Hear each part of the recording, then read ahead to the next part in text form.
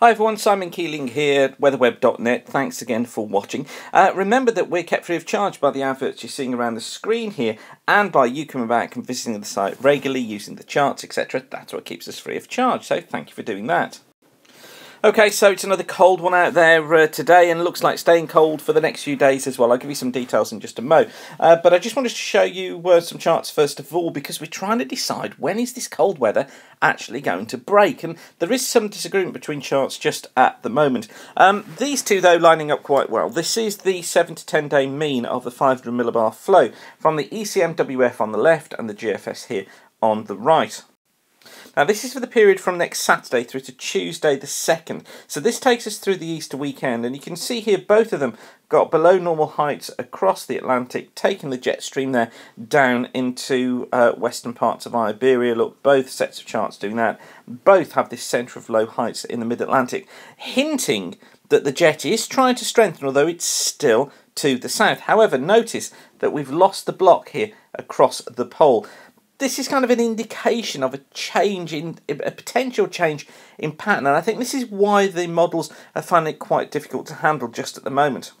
Now, as I said, cold weather is the order of the week. This is from the ECMWF. These are 850 temperatures, so this is heights at around 5,000 feet in the atmosphere. But what it does is it gives us a good indication as to what temperatures are doing at low levels, and it kind of removes some of the diurnal variations. So you can see here that we've got falling temperatures. Look at these, just taking an absolute nosedive into the 26th. So that's into when are we? We're 23rd today, Saturday, Sunday 24th. That's into Tuesday, and then we stay cold through much of the week. Just a very slight rise, look, but then increasing probably after around the 30th. So increasing after Friday. Now, even with that increase, it still leaves temperatures at -4 degrees at 8:50. Now, at this time of year, you'd hope to be seeing at least 4 or 5 degrees at that sort of level. So, you know, it's still really cool.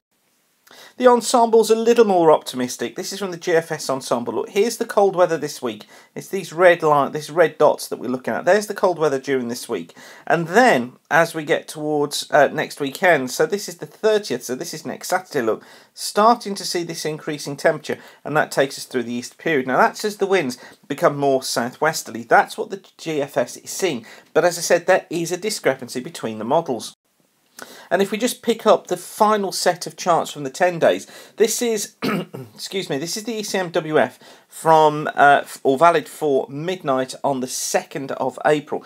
And notice here that we've got high pressure, look, just to the east of Scotland. Bit of a mess with low pressure centred out in the Atlantic and to the south of the country too. The main jet stream still is running down here though, further to the south.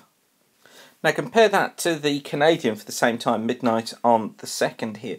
And what this one is showing is low pressure this time to the south of the country, centred in here, low pressure to the west, also to the southwest there. And the jet stream kind of running through here too. So it agrees on the position of the jet, but not on what pressure is going to do in these kind of slacker areas.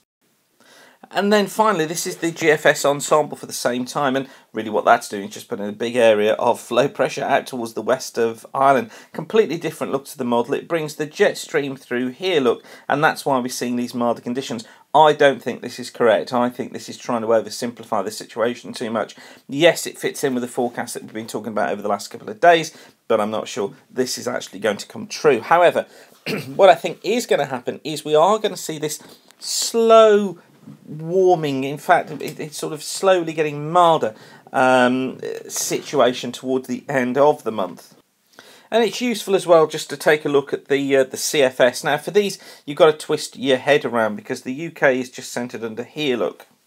Now this is week 1, so the chart here is week 1. This goes forward from yesterday through to next Friday. You notice below normal heights here in the Atlantic. Jet stream is through there during that week. Now for week 2, the jet is coming through the Atlantic again, look, more into southern parts of the country during that week 2 period. And the CFS here is really just trying to show this idea of conditions becoming more unsettled with the jet to the south of the country. This would bring wet conditions at times and pretty unsettled weather. Then into week 3, still got the same position, up below normal heights through the Atlantic with the jet down to the south, got the block out to the west, so high pressure out here across Scandinavia. And then during week 4, still got this idea here of the jet being further to the south. Another block starting to build across Greenland there, and another one across the western parts of Norway. So the CFS wants to constantly keep us in a milder, more unsettled southwesterly flow. I'm not sure it's got the detail particularly there, but certainly those are the hints that it's building up on. And what that would do is keep the south wet, keep the north dry, but keep all areas in cooler conditions. So it's a bit of a tricky one to call in terms of the long range, when the emphasis just seems to be on cooler weather all the time. I will try and get a longer range out to you later on during today or tomorrow, just to try and go through what the long ranges are showing. But let's come back to the present time. This is the analysis chart for today. You see low pressure out towards the west, and we've got this cold easterly flow now coming in. These fronts are the fronts responsible for bringing the cloud, rain, sleet and snow that we've got just at the moment. For Sunday, little changes really. Still got this easterly flow coming in. Fronts are down towards the south. Some snow flurries here across eastern parts of Scotland, but notice much of the snow by then is faded out. Much of it is down here across the south of the country. Not too much in terms of accumulations, but just a bitterly cold day.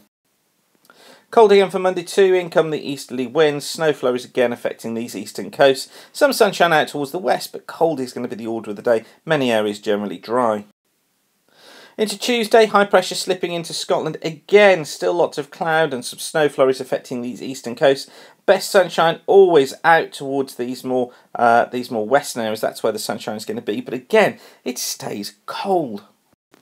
And then for Wednesday, very similar look. Yep, snow flurries once again. There they are. I think many areas generally cloudy and cold with the easterly wind continuing to blow. But many areas dry as well. Yes, snow flurries around in the east, but many areas dry.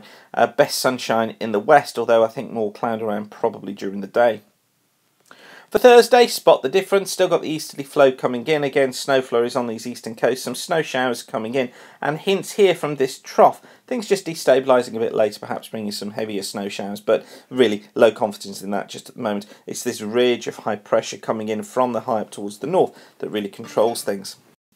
So it's a case of wrap up warm, and let's just keep our fingers crossed that these models are wrong for the end of the week. Let's hope the GFS ensemble's right, and we actually get some warmer conditions coming in for the Easter weekend. Although I have to say, my confidence isn't what it once was. And yes, I know we were going for a better end to March, but things just change, and the high towards the north has built a little bit further south, and what that's meant is the cold air has just managed to get back in once again. So yeah, it's looking like we're just going to need to keep those thermals out and stay wrapped up very warm. But for now, thank you for watching weatherweb.net. Of course, we'll keep you updated on the latest developments, but thanks for watching and keep the sun shining. Bye for now.